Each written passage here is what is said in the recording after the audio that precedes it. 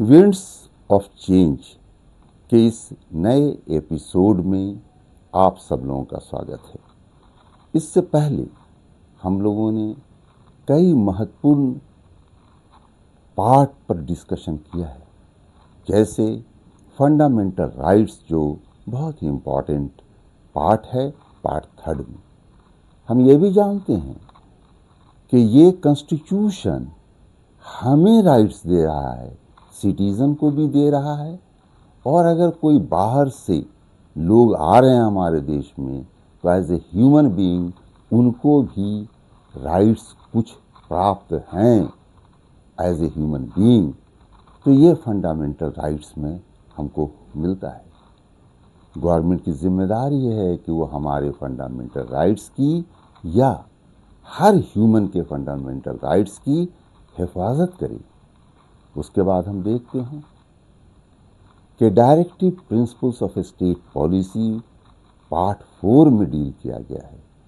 ये डायरेक्शन है गवर्नमेंट को, गवर्नमेंट की डिफरेंट एजेंसीज को, बहुत सारे गवर्नमेंट के अथॉरिटीज़ को, कि वो स्टेट के गवर्नेंस के लिए किन किन बातों का ख्याल करेंगे, किन किन आइडियल्स को अपने सामने रखेंगे। उसके बाद हम देखते हैं इसी डायरेक्टिव प्रिंसिपल्स के पार्ट 4 में ही हम 51 आर्टिकल की बात देखते हैं। आर्टिकल 51A, जिसे 42nd अमेंडमेंट एक्ट 1976 से कॉन्स्टिट्यूशन का पार्ट बनाया गया था। ये है क्या? फंडामेंटल ड्यूटीज ये डायरेक्टेड है सिटीजन के तरफ, हर व्यक्ति के तरफ जो इस देश में रहता है, कि we the people of India and our responsibility towards the nation को ये डिफाइन करता है कि आपकी जिम्मेदारी क्या है और आपको उस जिम्मेदारियों का निर्वहन कैसे करना है। हम देखते हैं कि आर्टिकल 51 में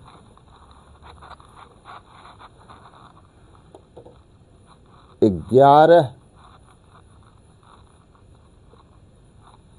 ड्यूटीज की बात की गई है, 11 ड्यूटीज। इसमें जो आखिरी ड्यूटी है उसे 86 अमेंडमेंट 2002 में शामिल किया गया है।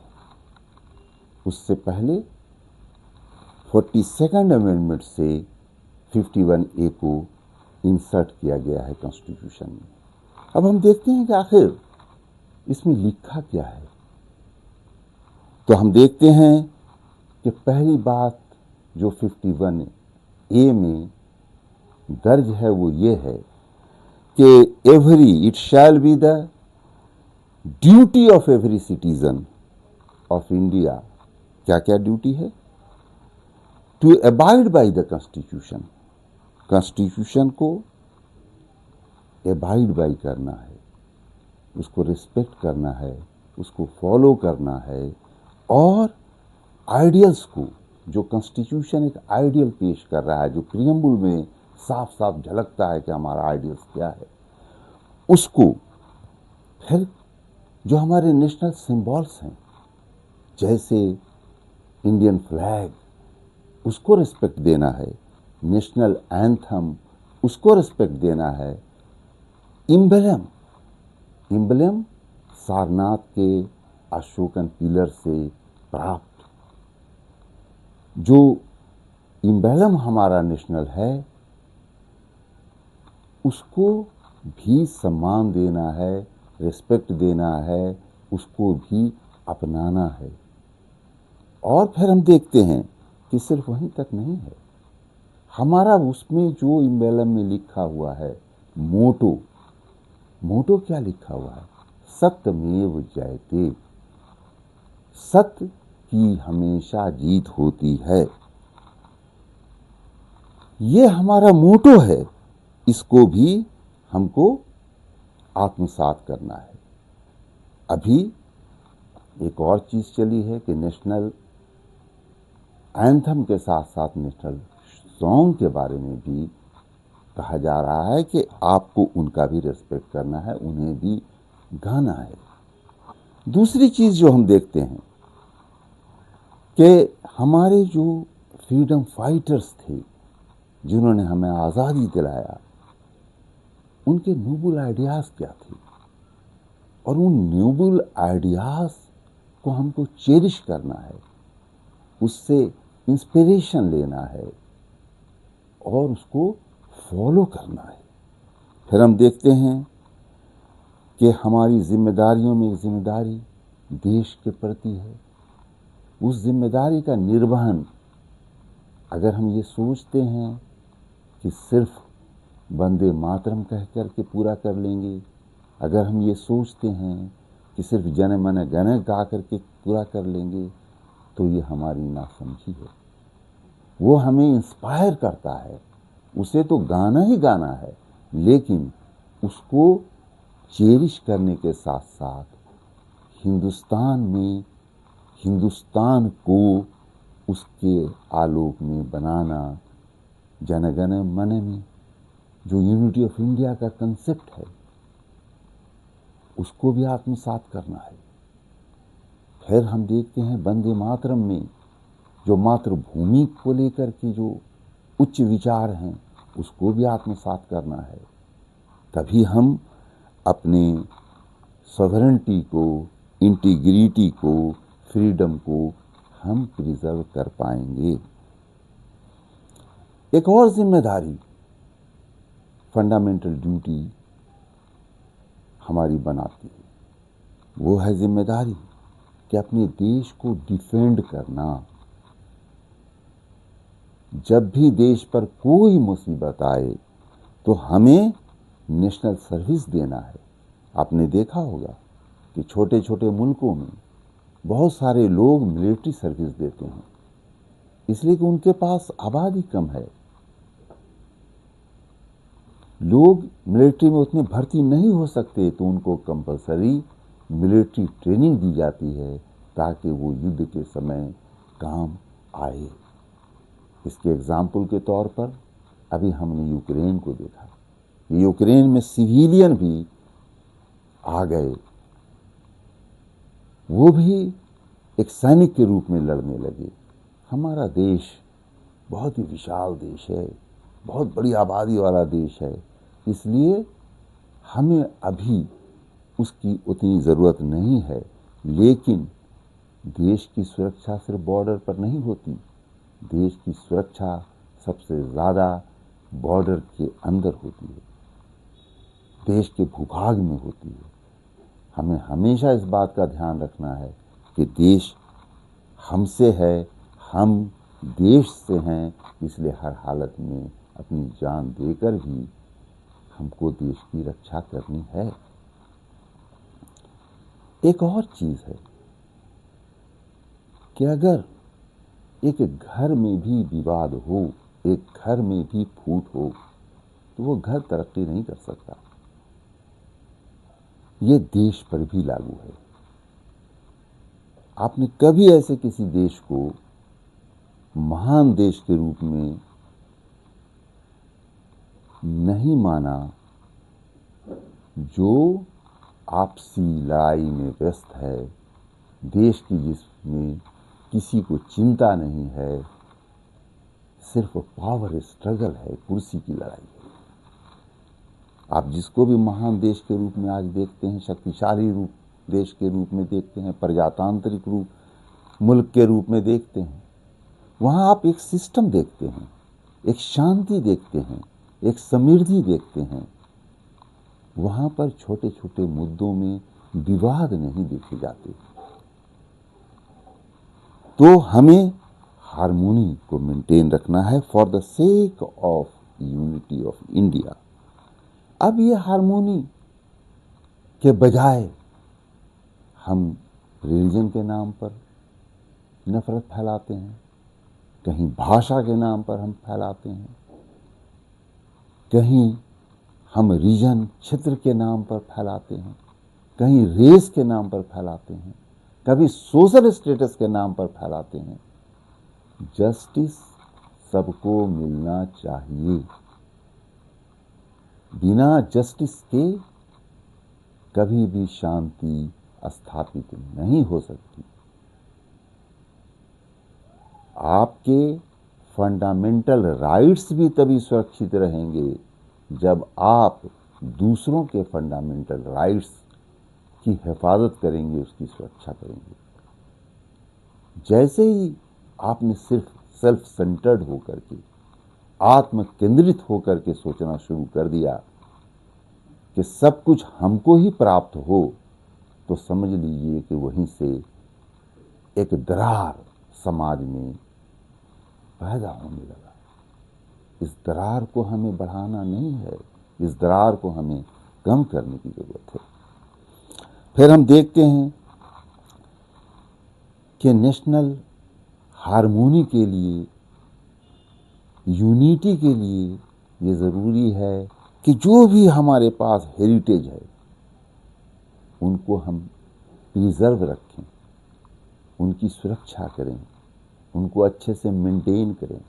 आपने कभी देखा होगा कि यूरोप वगैरह में पुराने किले, पुरानी चीज़ें कितनी खूबसूरती के साथ सुरक्षित रखी जाती है, और वो एक पर्यटन स्थल के रूप में विकसित हो गया है, और उससे देश को भारी कमाई भी हो रही है। हमें भी उसके अनुसरण करना चाहिए। हमें भी अपने धरोहर को सुरक्षित रखना चाहिए, साफ सुथरा रखना चाहिए, मेंटेन्ड रखना चाहिए, ताकि जो भी इस देश में आए, कोई भी यात्री या देश के अंदर का कोई यात्री उस जगह पर जाए तो उसे लगे कि हमारा जो इतिहास है वो बड़ा ही गौरवशाली इतिहास रहा है, हमारी जो कीर्तियां हैं वो भी बड़ी गौरवशाली कीर्ति रही है। तो हमें रिच हेरिटेज को भी प्रिजर्व रखना है। उसके बाद हम देखते हैं कि हम एक साइंटिफिक टेम्पर, जवाहरलाल नेहरू इस शब्द का बहुत इस्तेमाल करते थे कि हमको साइंटिफिक टेम्पर डेवलप करना है, हमें एनालिटिकल ब्रेन बनाना है, हमें रिसर्च करना है, हमें देश को एक मजबूत स्थिति में लाना है, सिर्फ आर्थिक ही रूप से नहीं, सामरिक रूप से भी एक शक्तिशाली राष्ट्र बनाना है, और ह्यूमनिज्म के थ्रू हमें देश को और पूरे विश्व को प्रभावित भी करना है, हमें यूनाइटेड भी रहना है। फिर हम देखते हैं कि आमतौर पर ऐसी कुछ बातें हो जाती हैं जिसको अवॉइड किया जा सकता था, लेकिन शायद राजनीतिक कंपल्शन होता है जिसके कारण ये संभव नहीं हो पाता है कि कुछ मुद्दे ऐसे उठ जाते हैं कि लोग सड़कों पर उतर आते हैं, सरकारी संपत्तियों को तोड़ने लगते हैं, कहीं बसेस में आग लगाने लगते हैं। पहली बात तो ये कि हर चीज़ को अगर आहिस्ता आहिस्ता इम्प्लीमेंट करें और जुडिशियस माइंड से हम इम्प्लीमेंट करें तो शायद इतना बवाल नहीं कटे। हम देखते हैं कि जनता को अपनी जिम्मेदारियों का एहसास नहीं, वो ऐसा काम करती है कि जिससे देश को, समाज को न सिर्फ नुकसान पहुंचता है बल्कि प्रगति के रास्ते भी अवरुद्ध होते हैं। फिर हम देखते हैं कि आर्टिकल 21 में जो फंडामेंटल राइट है हमारा, उसमें स्टेट को डायरेक्शन है। क्या डायरेक्शन है उसमें? कि स्टेट की ड्यूटी है कि 14 वर्ष तक के लड़के को वो फ्री एजुकेशन दे। और हम ये भी देखते हैं कि ये बातें हमारे देश में लागू हैं। पढ़ाई हो रही है, बिना फीस के लोग पढ़ रहे हैं। लेकिन यहाँ पर जब हम फंडामेंटल ड्यूटीज़ की तरफ आते हैं तो ये स्टेट को फंडामेंटल राइट्स के आर्टिकल 21 में या फिर 45 में जो निर्देश दिए गए हैं वैसा ये निर्देश नहीं है। ये है माँ बाप को, पेरेंट्स को और गार्जियन को कि उनको अपने वार्ड या बच्चे को पढ़ाने के बारे में सोचना चाहिए और बच्चे का ये हक है कि वो पढ़े। राइट मोटी बातें आपको जो इससे संबंधित थी बताया। प्रश्न भी कुछ इसी ढंग से पूछे जाएंगे कि राइट टू एजुकेशन तो हम जानते हैं कि फंडामेंटल राइट के आर्टिकल 21 में है, लेकिन वो तो स्टेट को डायरेक्शन है। फंडामेंटल ड्यूटीज कैसे उससे अलग है? तो मैंने शुरू में ही कहा कि fundamental rights is guaranteed bye the constitution, safeguarded by our honorable courts.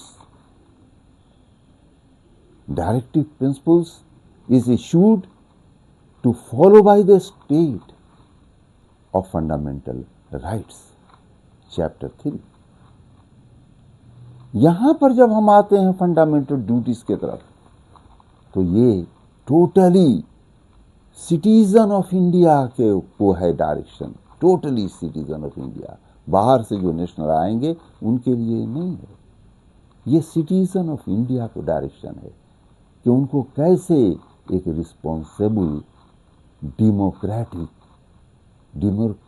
Values के साथ, साइंटिफिक टेम्परामेंट के साथ इंटेलेक्चुअल कैपेसिटी को बढ़ाना है, कैसे इस देश को मजबूत करना है, कैसे यहाँ के इन्वायरमेंट को बचाना है।